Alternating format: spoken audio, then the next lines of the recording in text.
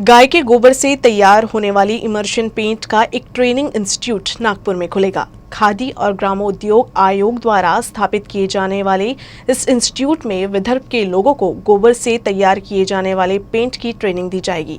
इस इंस्टीट्यूट का मकसद विदर्भ के किसानों के लिए पर्यायी आय की व्यवस्था कराने के ही साथ रोजगार के अवसरों को तैयार करना है।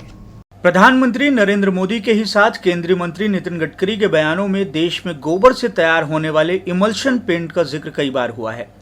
सरकार का दावा है कि गाय के गोबर से तैयार होने वाला पेंट न केवल प्राकृतिक है, बल्कि इसका दाम मौजूदा समय में मिलने वाले किसी भी इमल्शन पेंट से 40% कम कीमत में उपलब्ध होगा। देश में गोबर से तैयार किए जाने वाले पेंट का मौजूदा समय में बाजार नहीं होने और तकनीक की जानकारी न होने की वजह से इसका उपयोग बेहद कम है। लेकिन सूक्ष्म लघु मध्यम उद्यम मंत्रालय के अधीन आने वाले खादी और ग्रामोद्योग आयोग द्वारा स्वदेशी और प्राकृतिक पेंट का बाजार तैयार करने का प्रयास शुरू है और इसका उत्पादन बढ़ाने के लिए देश में 8 ट्रेनिंग इंस्टीट्यूट तैयार किए जाने वाले हैं। इनमें से एक सेंटर नागपुर में खोला जाएगा।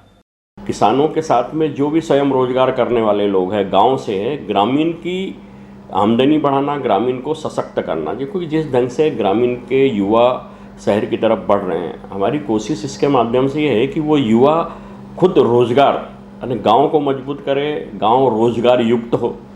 ये इसके माध्यम से कोशिश है कि गांव में, और निश्चित रूप से देश का कोई भी गांव होगा वहाँ पर गाय भैंस या जानवर हैं, गोबर उपलब्ध है, तो हर गांव में ये डले। और इसमें पहले ये प्रोजेक्ट काफ़ी कॉस्टली था, इसकी ट्रेनिंग जयपुर में हो रही थी, लेकिन गडकरी जी ने कोशिश ये की कि भी महाराष्ट्र में अभी जैसा नासिक में एक सेंटर होगा और एक विदर्भ में नागपुर ज़िले में एक सेंटर होगा। अभी लोगों को ट्रेनिंग लेने के लिए जयपुर जाने की आवश्यकता नहीं, वो यहीं ट्रेनिंग लेंगे, किसान भाई हो या स्वयं रोजगार करने वाले हो। खादी और ग्रामोद्योग आयोग के सदस्य जयप्रकाश गुप्ता ने बताया कि नागपुर में आगामी 2 महीने के भीतर ये इंस्टीट्यूट शुरू हो जाएगा। इस इंस्टीट्यूट का मकसद रोजगार के अवसर निर्माण कराए जाने के ही साथ किसानों के लिए गाय के गोबर को बेचकर आर्थिक मुनाफा कमाने की पर्यायी व्यवस्था को उपलब्ध कराकर देना है। गोबर की कीमत, गाय की कीमत, मैं समझता हूँ कि गाय हमारी माता है, दूध और बाकी की चीज़ें, अभी उनका गौमूत्र का भी हम देखते हैं, वो भी, तो ये भी गोबर भी कितना उपयोगी हो सकता है ये।